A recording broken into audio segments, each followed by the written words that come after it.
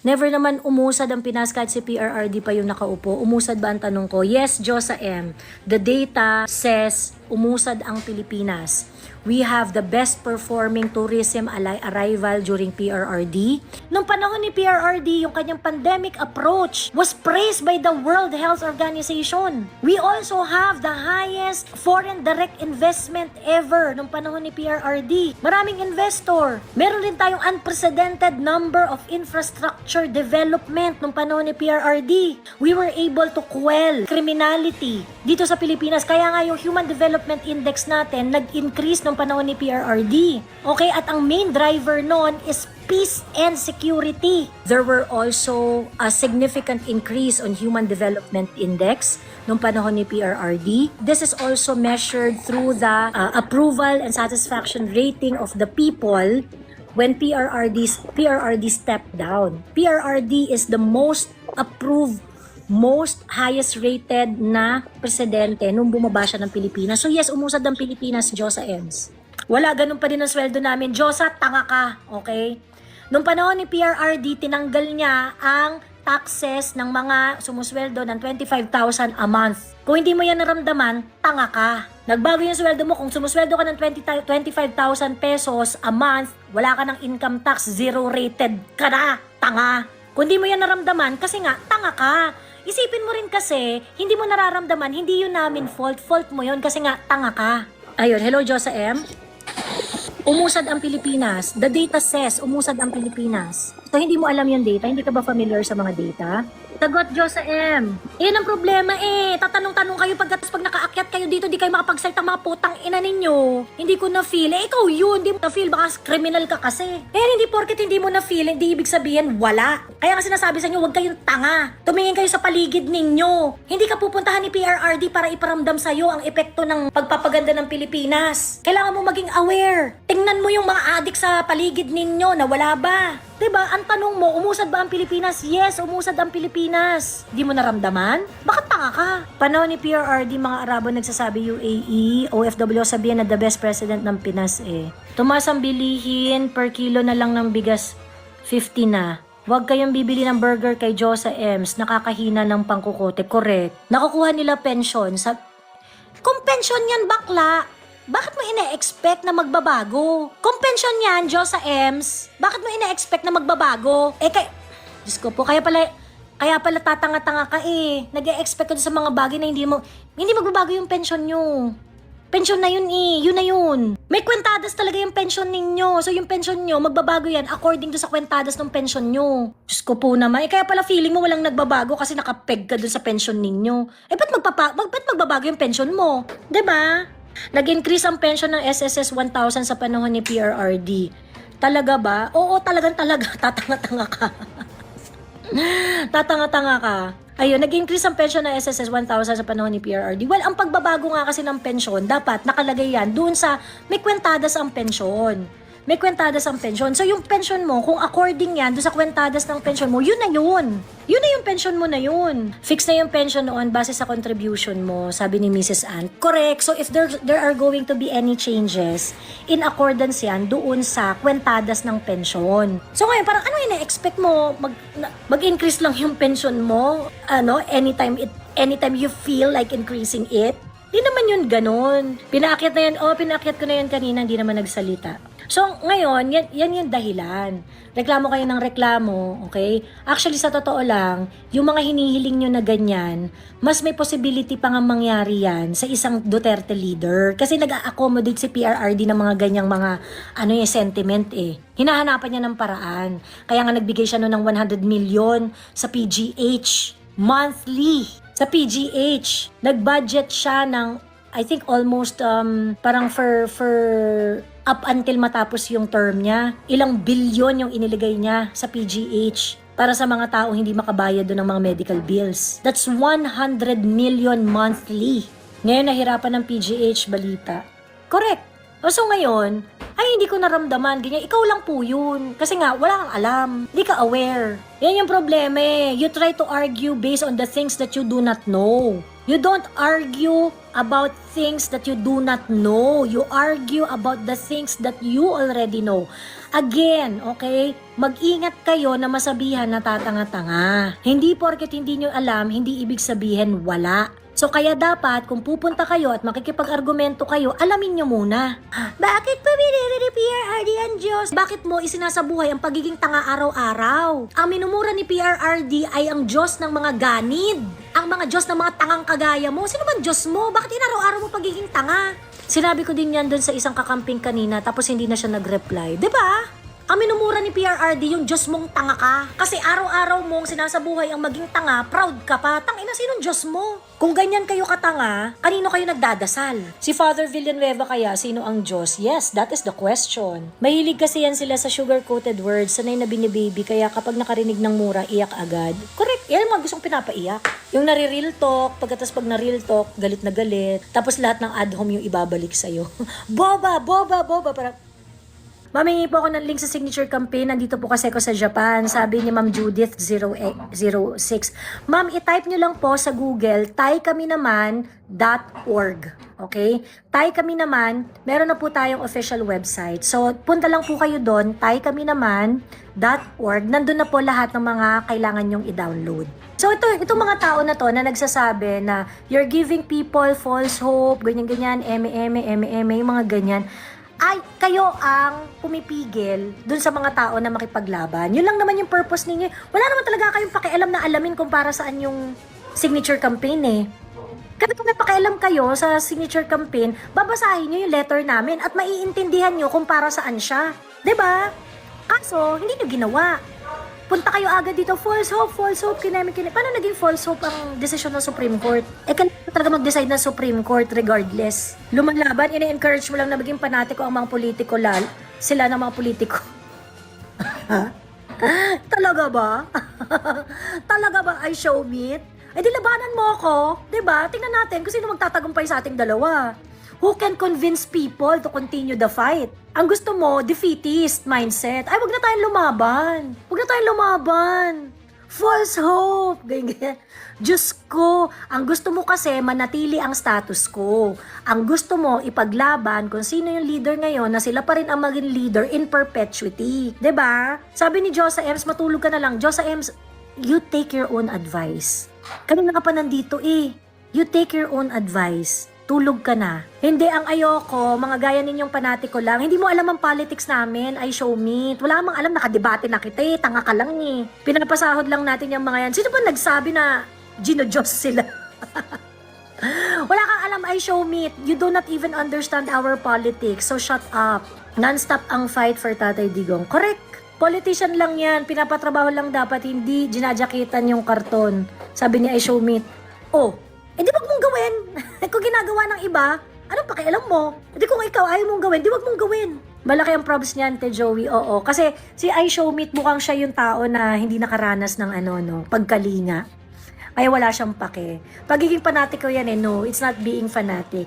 It is about believing to a certain approach in politics and standing by it.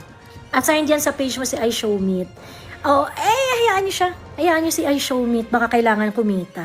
Yung mga trolls naman dito, kaya naman nagbababad yan, naka-assign yan talaga para kumita. Sabi ko nga, ako ang pinakagalante na social media content creator. So alam ko kumikita kayo, alam ko na nandito kayo, nagtatambay kayo kasi kumikita kayo na manggulo. Ayun. Go lang, di ba? Kung yan bang dyan yung kukunin ng pangkain ninyo sa hapag, di go. Ganyan. Yung mga tao, kung nagpapakita sila, nag-express sila ng appreciation nila kay PRRD, they consider PRRD as tatay, as father figure, okay? Kung nagpapakita sila ng pagpapahayag nila ng suporta kay PRRD sa paglalagay ng jacket sa karton, okay? That's part of their expression. O di kung di mo trip, hindi mo trip, di wag mong gawin, wala nang pumipilit sa'yo. But wala kang karapatan na pigilan sila. That's part of their freedom. Ikaw, di ka namin pinipigilan maging tanga eh. Araw-araw kang tanga, hinahayaan ka lang namin eh. Diba? Tapos pipigilan mo yung iba. Malaya kang maging tanga, ay show meet. Kahit bobo ka, malaya kang maging tanga. So ngayon, ba't mo pipigilan yung iba sa trip nila? Si Nico David yan, si I show meet. Hindi, nakausap ko na yung I show meet na yan. Nakausap ko, bobo yung I show meet na yan. As in, pabale-balentong yung logic niyan eh. Actually, pretentious yan, si I show meet at saka si Caillou. Parehas pretentious. Ganon. Yung if you are really going to, wala lang, sa akin kasi parang hindi naman kasi importante yung mga ganyan eh. Yung mga syllogisms ng mga yan, yung mga logical structure ng mga ano nila, mali-mali naman. Hindi naman talaga nila naiintindihan yung logic eh, sa totoo lang. So yun. Actually sa ngayon, nasa half pa lang kami ng pagbibilang. 14,882 na yung signature na on hand. On hand yung hawak na namin ngayon. 14,882 na. Hindi pa namin nabibilang yung half. Yung other half ng signature. But we're going to update the website for it. Ma'am, possible po ba na mailabas? Okay, let's talk about the situation of PRRD. Okay?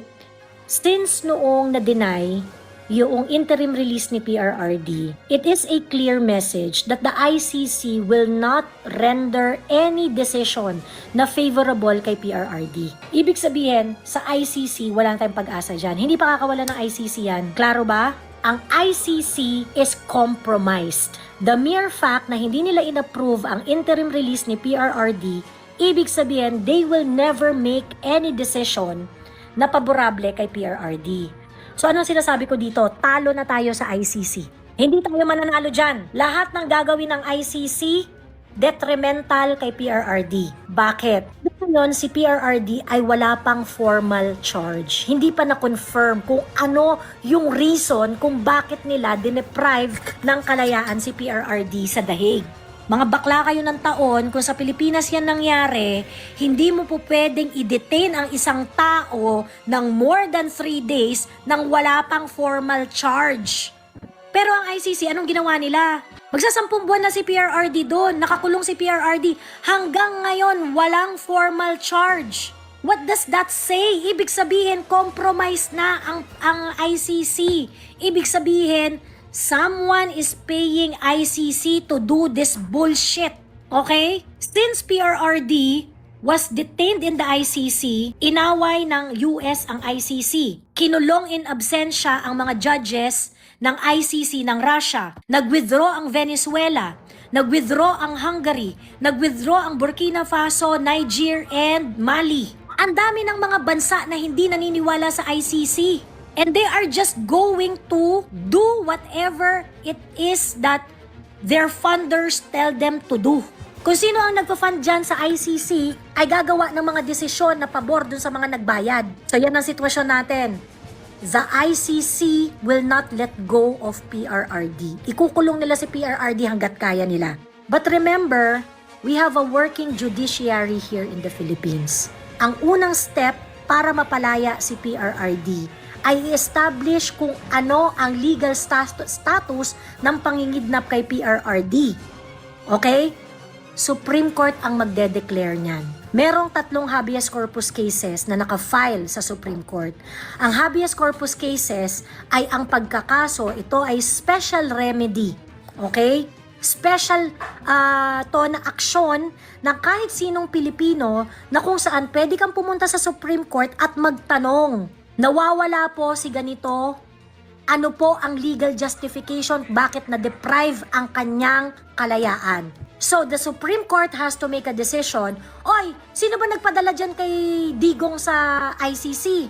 O kayo, team group effort, PNP, AFP, John Vic, Boying, Torre, Lacanilaw, mag-explain kayo. Legal ba ang ginawa nyo kay Digong? What we want is for the Supreme Court to declare the obvious. And the obvious is the kidnapping of PRRD is illegal.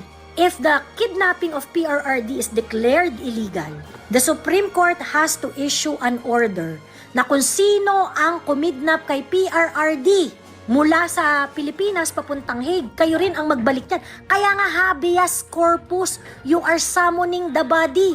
Present the body in front of the court and explain kung bakit legal ang pag-detain ninyo sa tao na yan. Okay? Ngayon, I show meet, hindi mo kaya to ha. Hindi kaya ng utak mo yung mga ganitong klaseng usapan kasi nga bobo kayo eh. Kasi legal conversation to. Okay? May legal aspect to. Tong usapan na to.